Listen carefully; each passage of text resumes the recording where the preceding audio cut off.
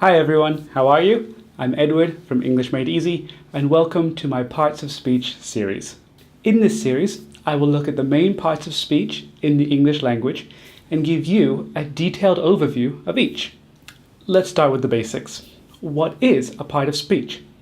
A part of speech is the category that a word is assigned based on its function, grammar, and syntax.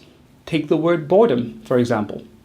Boredom is a noun, but it also has an adjective, verb, and adverb form. These are boring, to bore, and boringly. In total, there are 8 major parts of speech in the English language: nouns, adjectives, verbs, adverbs, pronouns, conjunctions, interjections, and prepositions. Knowing the correct forms of the parts of speech and when to use them will make your English sound more natural, fluent, and accurate. Stay tuned as I make parts of speech easy.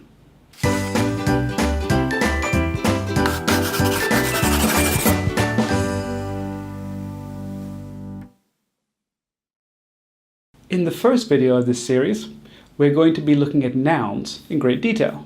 We're going to cover what a noun is, the basic types of nouns, how and when to use nouns, and also some common noun endings. By the end of this video, you should be able to identify a noun and be able to use a noun correctly.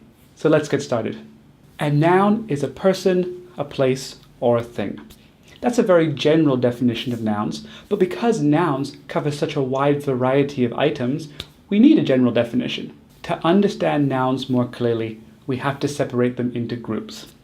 The first groups we'll look at are concrete nouns and abstract nouns. Concrete nouns are things that we can physically touch or interact with, such as a computer, water, or a cat. Often, these are mistakenly thought to be the only types of nouns. Abstract nouns are a little bit more complicated because they require you to have a good imagination. Abstract nouns cannot be seen or touched, but they exist. In fact, I use an abstract noun in my previous sentence, and that's the word imagination. People have an imagination, but we cannot physically touch or interact with an imagination. Some other examples of abstract nouns are happiness, confusion, or time.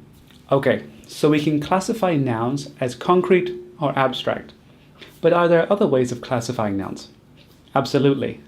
Countables and uncountables. The topic of countable and uncountable nouns and the associated grammar is far too complex to cover in this video, but subscribe to my channel and I'll definitely have a video about this in the future. Basically, the difference is whether we can count individual units of this item. For example, a countable noun could be a dog, a cup, or a mop. Some examples of uncountable nouns are soup, air, or paper. It is absolutely possible to change an uncountable noun into a countable noun, but we need to pair it with what we call a measure word. A measure word simply denotes the amount or the quantity of something. If we want to change the uncountable nouns soup, air, or paper into countable nouns, we can pair them with the words a bowl of soup, a breath of air, or a piece of paper. Remember, some uncountable nouns can be paired with many different measure words. Just depends on the situation. We could say a glass of water, a cup of water, or even a bottle of water. So now that we understand the different kinds of nouns, let's look at how we can use them in a sentence with some clear examples. While it isn't possible to go through all the ways nouns can be used in a sentence, we'll cover some of the most important ones here. Nouns as subjects, nouns as objects, nouns as indirect objects, and nouns as objects of prepositions. First, let's check out some examples of nouns as subjects. I've underlined the nouns in all examples to make things as clear as possible. The phone rang until James answered it. The sun usually sets at around 6:30 p.m. In those two sentences, the phone and the sun were the subjects, and they were both nouns. Next, we'll look at nouns as objects. Peter picked up the phone. Steven Spielberg loves creating suspense. In those two sentences, the subjects the phone and suspense were both nouns. How about nouns as indirect objects? Could you buy me a cup of coffee? Don't give him a lot of money. In those sentences, me and him were the objects, and a cup of coffee and a lot of money were the indirect objects.